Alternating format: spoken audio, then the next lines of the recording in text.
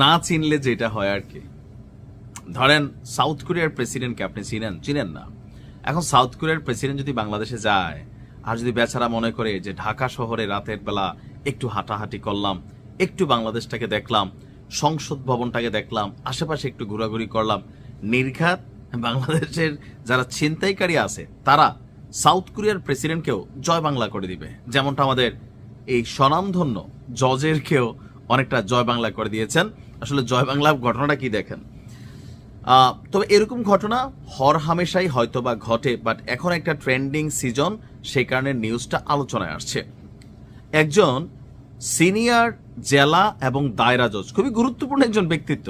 তো আমার যদি জিজ্ঞেস করে কুমিল্লা শহরের সিনিয়র এবং জেলা দায়রা জজকে, আমি কিন্তু ভাই চিনি না, বাস্তবতা। হয়তো কখনো কোর্ট কাছারিতে গেলে অনেকের চেহারা চিনব।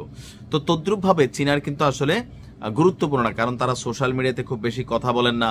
যেমন শেখ হাসিনা রায় যিনি দিলেন, উনাকে বাংলাদেশের মানুষ এতটা চিনত না। গোলাম মুর্তজা সাহেবকে এই রায়ের মাধ্যমে তিনাকে চিনছেন, তিনারই কোথাও দেখলে ভুলেও টাচ করবে না, কারণ তিনি আলোচিত হয়েছেন। তো জজরা যারা আছেন সারা বাংলাদেশে অনেককেই মানুষ চিনে না, শুধুমাত্র আসামি বা উকিল মুন্সিরা চিনে।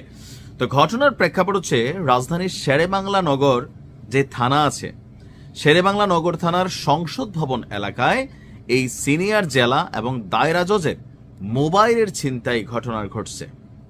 শুধুমাত্র তা না, ছিনতাইকারীরা বড় হারামি ক্যারেক্টার আছে। ঘটনার প্রেক্ষাপট হচ্ছে বুধবার রাত 15টার দিকে 3 ছিনতাইকারী তিনি হাঁটতে বের হয়েছিলেন, তার পথরোধ করে মোবাইল ছিনিয়ে নিয়ে যায়। আর যাওয়ার সময় ওনার যেই চশমা আছে, চশমাটাও নিয়ে যায়। কতটুকু অমানবিক ছিনতাইকারী বোঝেন। আরে তোরা চশমা নিয়ে কি করবি? চশমাতে লেন্স থাকে, পাওয়ার থাকে, এক একজনের চোখের পাওয়ার এক একটা।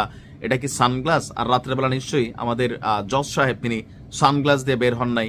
আবার হতে পারে খুব দামি ব্র্যান্ডের, কিন্তু না, জজ সাহেবের যে মোবাইলটা নিছে এটা রিয়েলমি ব্র্যান্ডের একটা ফোন। তার মানে খুব যে দামি এক্সপেন্সিভ ফোন তাও না। তো যেই জজ সাহেব রিয়েলমি ব্র্যান্ডের ফোন চালায়, তার চোখের চশমা নিশ্চয়ই গুচি ব্র্যান্ডের বা প্রাডা অথবা আরো যে ব্র্যান্ডগুলো আছে এই ব্র্যান্ডের নিশ্চয়ই না। এটা নর্মাল সিম্পল মুরব্বী মানুষ, চশমাটাও কিন্তু রাইখা যায় নাই।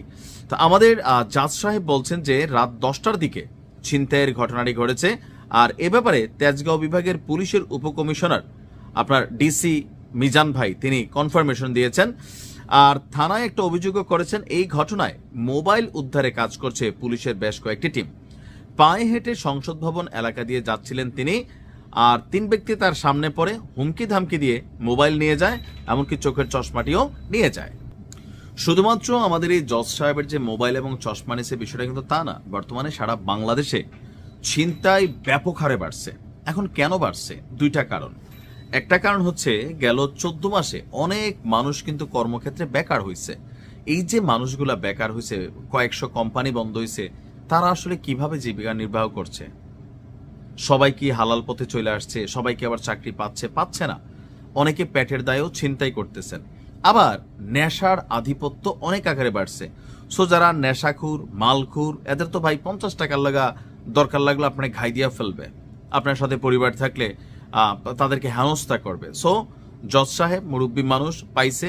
আমরা দেখছি যে স্কুলের ছাত্র, স্কুলের মেয়ে, ওই যে একদিন দেখছেন বাড়ির সামনে এক মহিলা ঝাড়ু দিচ্ছে, হুন্ডা থামাইয়া গলার থেকে চেন টান দিয়ে নিয়ে গেছে। তবে এটা ইমিটেশন স্বর্ণ ছিল, যার কারণে মহিলার কিছু হয়নি, কিন্তু অরিজিনাল থাকলে তো নিয়ে যেত। অর্থাৎ সার্বিকভাবে এই মুহূর্তে বাংলাদেশে ছিনতাই, চাঁদাবাজি, রাহাজানি, হত্যা এটা কিন্তু ব্যাপক আকার বৃদ্ধি পাচ্ছে। আশা করি আইন শৃঙ্খলা বাহিনী শক্ত অ্যাকশন নেবেন। ভালো থাকুন।